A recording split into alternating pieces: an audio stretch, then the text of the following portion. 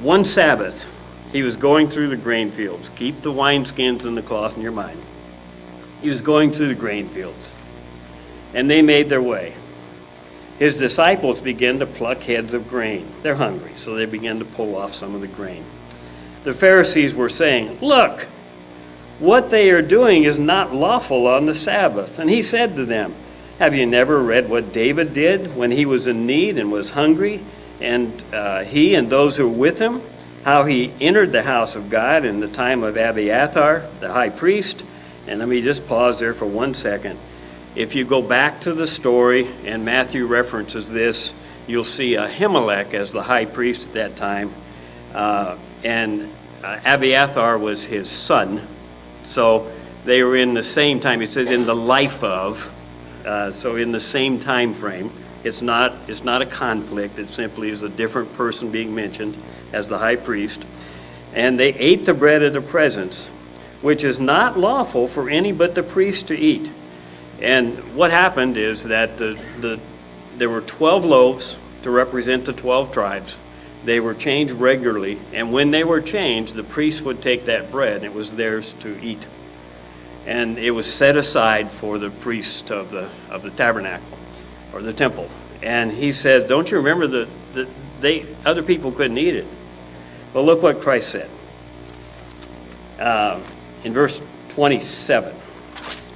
And he said to them, "The Sabbath was not made for man, but man for the Sabbath. So the Son of Man is Lord even of the Sabbath." I missed a verse. And then back to verse 26. "He entered the house of God in the time of Abiathar the high priest, and ate the bread of the presence, which is not lawful for any but the priest to eat. And he also gave it to those who are with him." So here's the long and the short of it. Let me condense this. They are laying out before him man-made ordinances, just a bunch of rules. The first one having to do with fasting. They were saying, "Why aren't you guys fasting?" They are. Jesus says, "I'm not here to establish man-made rules." And even on the Sabbath, you know, the Sabbath is a blessing. How many of you folks like to work on Sunday? Just love that fact of working 7 days a week. You like it pretty well? Eric, my son's here. Do you like that, Eric? Don't you love working on Sunday? I know he hates it. He doesn't do it unless he absolutely has to. But none of us do. And why? Because we need rest, right? We need rest. That's the way we're built.